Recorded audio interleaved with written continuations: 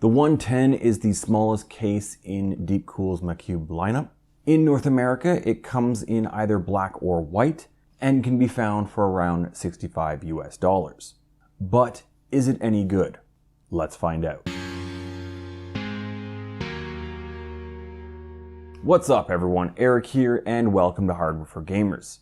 For those of you who are new to the channel, I mostly review and test PC cases, CPU coolers, and PC case fans. So if that is something you like and are into, please hit that like button and subscribe. It does help out the channel a lot. As always, I will have timestamps down in the description so you can jump to whatever interests you, but as always, I do recommend you watch the whole review. Now before getting into the review, I just wanted to have full disclosure. DeepCool did send me over two cases, the MaCube 110 and the MaCube 310P. They sent these over so that I could take a look at them and review them, but as always, all the opinions expressed in this video are mine. Okay then, getting right into this. The dimensions of the MaCube 110 are 43.1 centimeters high by 22.5 centimeters wide by 41.5 centimeters deep. DeepCool does provide a small bag that has all the screws and fittings in it.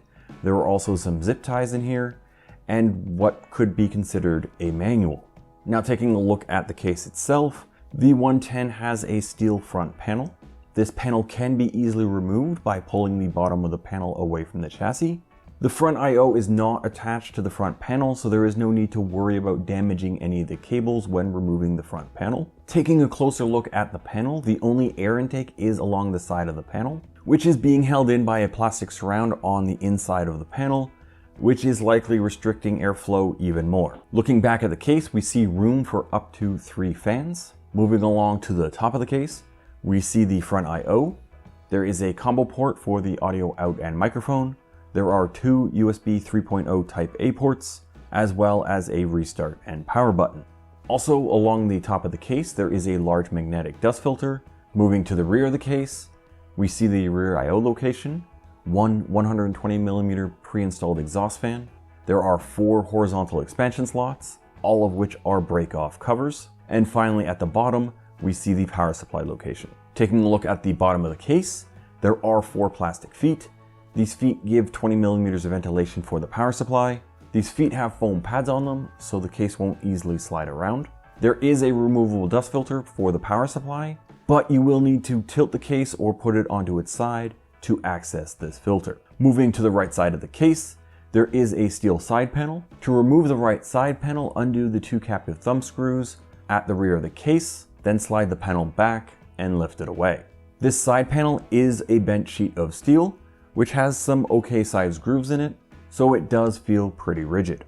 Moving over to the left side of the case, the left side panel is tempered glass. To remove the glass panel, simply pull the handle that's along the top of the panel away from the chassis, then lift the glass up and away. The glass is 4mm tempered glass, so there is some heft to it, and the glass does have a slight tint to it. Okay, that's it for the exterior of the case, but before I get into the interior of the case, if you like what I'm doing here, can you please hit that like button and subscribe to the channel? And if you really want to help out the channel, I also have some Amazon Associates links. So if you click on one of the links in the description and then add an item or items to your cart and order them, the channel will get a small kickback at no extra cost to you. Okay, so let's keep on going to the inside of the case. There is a basement. Along the top of the shroud, there are no ventilation holes, but there are 2 cutouts for running cables. There are 2 cutouts along the top of the motherboard tray for the EPS and fan connectors, but most of the cables will be running through the 2 vertical cutouts at the front of the case. There is also a GPU support bracket to help support the larger video cards. Now the MaCube 110 does support mini ITX and micro ATX motherboards. The maximum GPU length is 380mm, but that will be cut down if you install front fans, and will be cut down even more if you go with a front mounted radiator. Finally, the max CPU cooler height for the 110 is 165mm. Turning the case around to take a look at the backside of the motherboard tray, there is 24mm given behind the motherboard tray for cable management. There are a number of cable tie-offs to again help with cable management. On the backside of the motherboard tray, it is possible to mount 2 2.5-inch SSDs. Moving on to the basement, we see a drive cage. This drive cage can hold one 2.5-inch or one 3.5-inch drive, or two 3.5-inch drives. So it is possible to have up to 4 drives plus any M.2s in this case. Now this drive cage can be easily moved or removed. To move or remove the cage, all you need to do is remove 2 screws from the bottom of the case, then slide the cage to the right side of the case and lift it away. To reinstall the drive cage, simply just line up the grooves on the bottom of the case to the grooves on the bottom of the cage and slide the cage to the back. With the cage in its stock configuration, there is 212 millimeters given for the power supply and cables. Now, if you want to install a 360 millimeter radiator, you will need to have the drive cage in this position or removed completely. With the cage in its frontmost position, there will be 245 millimeters for the power supply and cables. And if you don't want the drive cage, simply just remove it, and this will give you 380 millimeters for the power supply and cables. Okay, that brings us to the cooling options for the MaCube 110. Its stock configuration only has one 120 millimeter fan pre-installed, and this is as an exhaust at the rear. This fan has a 3-pin fan connector and a Molex connector. Why they have a Molex connector in 2022, I don't know.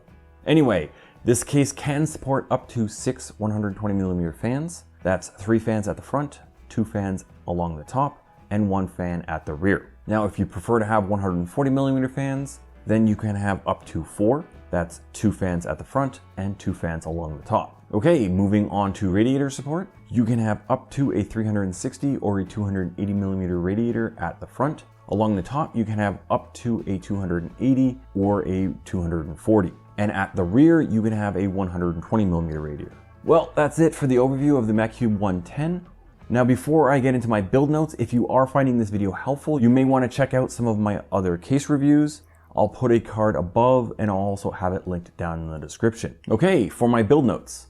Starting off with cable management, I was able to fit the non-modular power supply as well as all the cable extensions into the case, and I had no issue getting the right side panel on when I was done. Now, I did have the drive cage in the front position, but it was still in the case. So that's pretty impressive for a micro ATX case. The RPM of the pre-installed fan is around 1100. The fan doesn't have any RGB, so there's really nothing to go into there. Now, I should probably touch on the GPU support bracket. The built-in GPU support bracket is pretty interesting. Maybe not so much in this case for this card. It does seem a little overkill because this is a pretty small card, but for some of those big boy cards, it will definitely help out with GPU sag. And I guess that's it for the build notes. There's really no issues building in this case. Okay then, moving on to the temperature testing. If you do have any questions on how I test the cases, please check out my case testing methodology video. I'll have a card above and I'll also have it linked down in the description. Starting off with the CPU workload temperatures. With the stock fan, the average CPU temperature was 74.7 C. Then I added an exhaust fan to the top of the case, and that had the average CPU temperature at 72.1 C. Then I added 3 fans to the front along with that additional exhaust fan at the top, and that had the average CPU temperature drop to 69.8 C, meaning something is restricting the airflow to the CPU quite a bit, most likely the solid front panel. For the gaming temperatures, with just the stock fan, the average CPU temperature was 51 C, and the GPU was pinned at 87 C, which was causing the GPU to throttle hard, so it failed this test. Then with the added exhaust fan to the top, the average CPU temperature went down to 48.2 C, with the average GPU temperature at 85.2 C, so still really up there.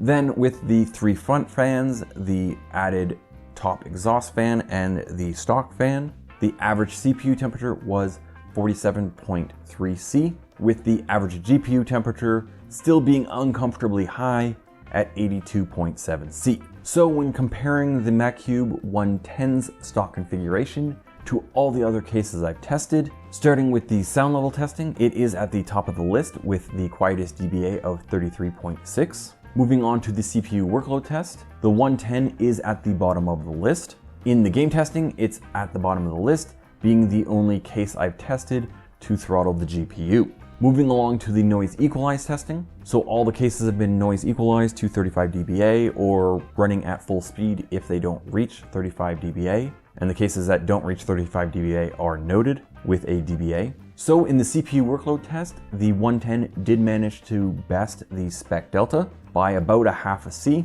so it is second from the bottom. For the noise equalized game testing, the 110 is at the bottom of the chart. Moving on to the fan normalized testing, the sound level in the 110 with the 3 Arctic P12 fans was 38.6. So this is quite a quiet case, but in the CPU workload test, the MaCube 110 is at the bottom of the chart with an average CPU temperature of 69.8 C. Now for the game testing, the 110 is again at the bottom of the chart with an average CPU temperature of 46.4 and an average GPU temperature of 85.4. So what do I think of the MaCube 110 from DeepCool? DeepCool, why are you doing this to me?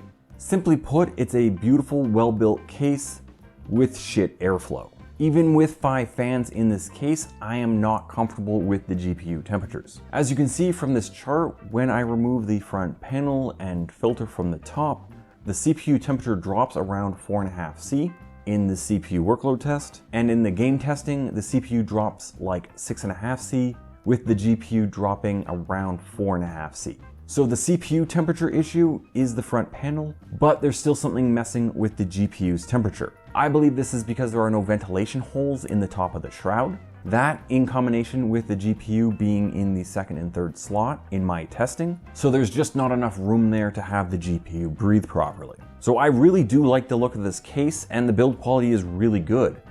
But based off of these temperatures, the GPU temperatures, I cannot recommend anyone buy this case. Now I suppose if you are looking to have just an extremely low powered system, you might be able to get away with it, but the temperatures are just bad. The GPU temperatures are bad. Well, that's all I got for this one. I really do hope the 310p does better in the temperature testing than this one did, but that is a different video. Now, if you like this video, please give it a thumbs up. And if you're still watching, maybe hit that subscribe button and the bell icon so you get notified whenever I drop a new video. Please follow me on Twitter at HFG_YT. I also have a Discord server. The link is in the description. It is completely free to join, but to kind of get full access, you will need to agree to the server rules. And as always, thank you for watching, and see you next time.